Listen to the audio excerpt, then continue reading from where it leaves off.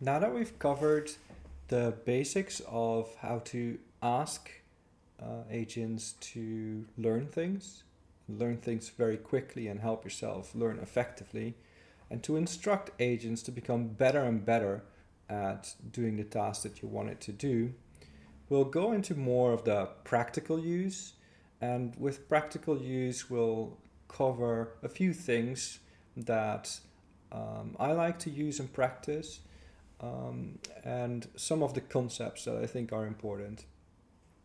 So one of them is uh, there's a few planning tools out there. So which planning tools are out there to use with AI agents in CLIs? Let me see. I set to thinking, so it's not fast.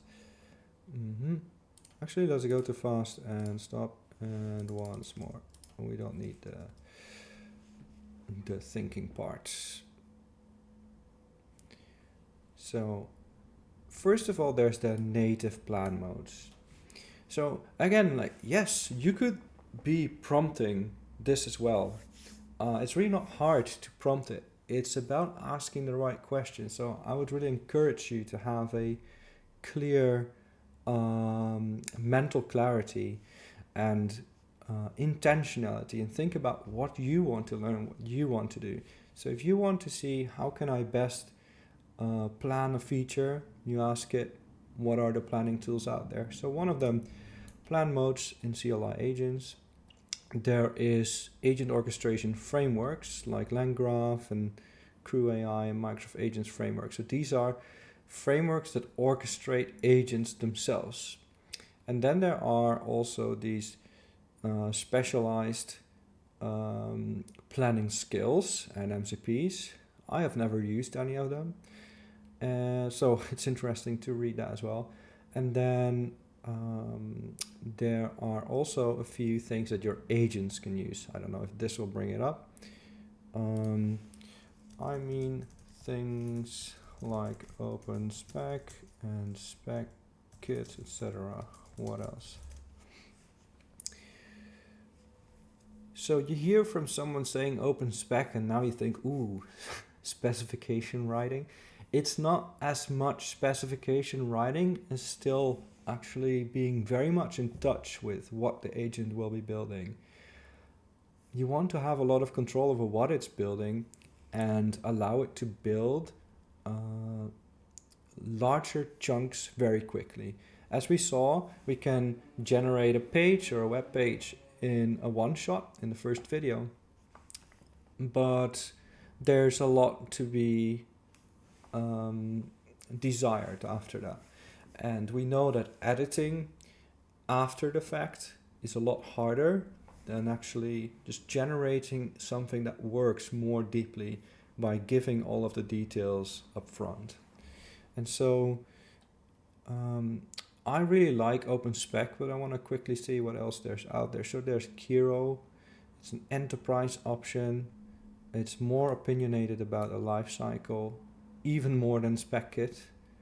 Then we have Tessel Framework, is a CLI that doubles as an MCP server. Okay, superpowers. Those were interesting. This is a bit outdated already, so you have to always be aware of that too. That whatever the agent gives you back might not be the state of the art because of its training data. Okay, so OpenSpec is lightweight and TS native, best for fast iterations. Then we have SpecKit, highly structured, GitHub native, greenfield features where you want deep documentation. We have Kiro, which is IDE integrated, and rigid, complex logic where you need to track task status visually, and Tessel, MCP powered. So these are some of the tools. Let's have a quick look at this tool online as well. So it says spec-driven development for AI coding assistance. It's a lightweight framework, and the philosophy is fluid, not rigid, iterative, not waterfall, easy and not complex, built for brownfield, not for greenfield, and scalable from personal projects to enterprises. We're gonna continue the videos using these. So what it will do first, it will create a proposal.md. Then based on that, it will create the design and the specifications. And after it has made those and you agree with everything that's in it, it will create a tasks file.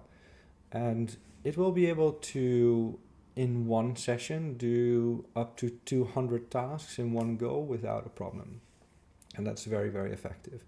The way you can install this is by installing the Vision AI OpenSpec latest package, and then you can run it from your CLI. If you use Volta, you do Volta install this. All right. So that, I suppose that's it for spec driven.